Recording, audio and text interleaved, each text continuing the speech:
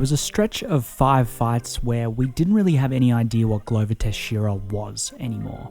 The Rashad Evans fight seemed somewhat promising, given that Rashad wasn't entirely washed at the time. A sneaky left hook, and suddenly Glover looked primed for another potential title run. And then Anthony Johnson's uppercut happened. He had a consummate veteran performance against Jared Cannonier where he hit multiple single legs, he controlled the fight from half guard, and he threatened back takes and transitions to mount all throughout. Wow, cool, Glover's back on track again, how good. And then Alexander Gustafsson tooled him with the uppercut for 21 minutes. Oh, look at that, it's a win over Misha Serkinov in the first round, no less. And he got decision by Corey Anderson, how good. After that loss in July of 2018, I don't think it's too crazy to suggest that many wrote Glover off from competing at a particularly high level in the light heavyweight division ever again. He'd had a good run, even competing for the belt against John Jones back in 2014, but his time in the spotlight had ended, and at best, he would be fighting against middling competition until he retired. And retirement didn't seem too far away given he was 38 at the time. But then, the unthinkable happened. Glover started winning again, and consistently, but in really inconsistent ways. Take the Carl Robertson fight, for example. Robertson comes out with a clear speed advantage. When Glover shoots for the takedown, Robertson attained a high overhook on his left side before slamming down elbows on Glover's noggin like Glover owed him money. The follow-up made it look like everything was all over. Only, see, this is old man Glover we're talking about here.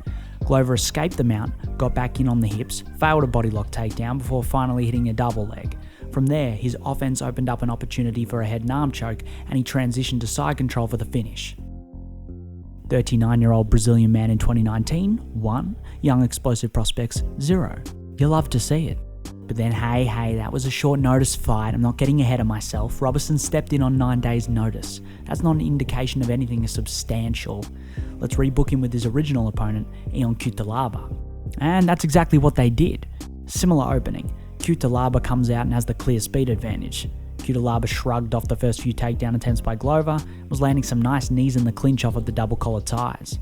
A flying knee, a nice 1-2, and then a spinning back fist, followed up by Ion nearly DQing himself with a ridiculously stupid illegal knee attempt, and all of a sudden, Glover looked just about cooked. But never doubt a man with a perennially active half guard. Creating space and threatening single legs, Glover both reduced some of the damage he was taking and eventually found his way back to the feet. Now from there, Glover found his W forcefully. Some nice left hooks to the body paired alongside his classic cross counter, and Glover was showing some promising signs at the end of the first round. The overhand into left hook that Glover loves so dearly saw him start round 2 loud and proud, and with the volume that he provided refusing to wane, Cutelaba started gassing hard. To get Ion to the ground, Glover didn't even have to hit a takedown. Cutelaba was so gassed, Glover pushed him over, Cejudo style.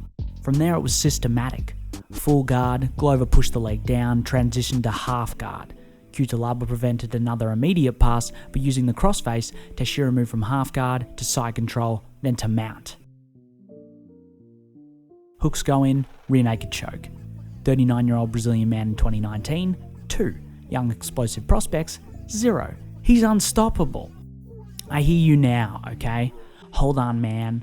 This guy has beaten Carl Robertson and Ion Cutelaba. I know this is light heavyweight, but that's still not too impressive. Okay, I'll give you that. But next, we've got Nikita Krylov. Krylov is the kind of guy you put on a card when you need a banger for a fight. Except, his last one with Johnny Walker. That one was kind of whack, oddly enough. Don't get me wrong, Krylov's not crazy good, but he was coming off of a solid win against Ovin St. Preux, where his pressure and durability was simply too much for the vet. It seemed like a solid matchup. Maybe the last wisp of hope for Glover's fairy tale title run would die a painful death this time around in the cold-ass climate of Vancouver. Who knows? Hell no.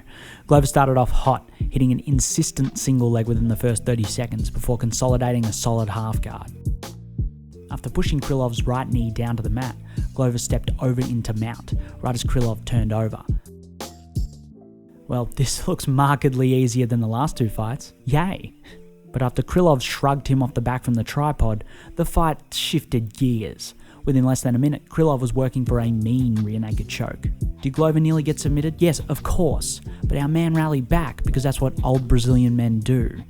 His left hook and overhand right looked solid in the second round, and after a back and forth third where both men had their moments, but Glover appeared to control the majority of the round, our man pulled off his third consecutive victory, all at the ripe old age of 39. 39-year-old Brazilian man in 2019, 3. Young explosive prospects, 0. We move into 2020, and I know what you're thinking. This dude needs to retire while he's on this cool-ass tear. It's going to be so depressing when he gets knocked out cold by an actual contender. Wait, do you hear that?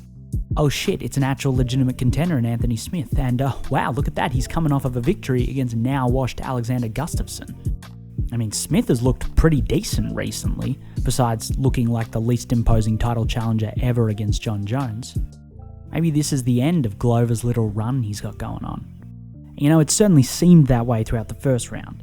Smith was feinting the jab liberally, pumping his lead arm to force Glover to keep slipping and rolling before folding in the 1-2 perfectly. He was landing some step-up knees, some good outside low kicks. It looked like the fight was going according to plan. For Glover, that is. You see, Smith, urged on by a relentlessly enthusiastic corner, was throwing a lot of volume with a lot of heat for the better part of 2 full rounds.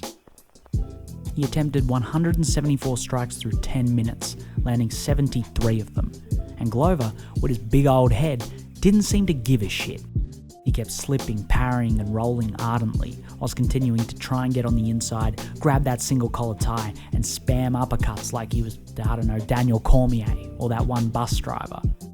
He even landed, or nearly landed, who cares, a couple of head kicks. Anthony Smith isn't exactly short, and Glover mightn't appear to have that level of flexibility, but fuck yo expectations. He threw him anyway. Glover was awarded the TKO victory early in the 5th, though he probably should have been given the W earlier than that, based on how brutally he punished Smith in the 3rd and 4th rounds. This weekend, Glover fights former title challenger Thiago Santos in a fight with a whole lot of intangibles. Has Glover's age finally caught up to him proper? Will Santos be the same wild man he was before the Jones fight, given the plethora of injuries he sustained in that contest? Does Glover have the necessary speed to enter the pocket without getting brained on the entry? That's what we're hoping to find out. All I know is that if Glover wins, he will finally deserve that second go at the belt that has eluded him for 6 years. And if he were to win the strap, it might very well be one of the most inspiring stories the light heavyweight division has ever produced. Thanks for watching, guys. Like, subscribe, tell me I'm a libtard pussy in the comments. You know, stock standard stuff. Have a great week.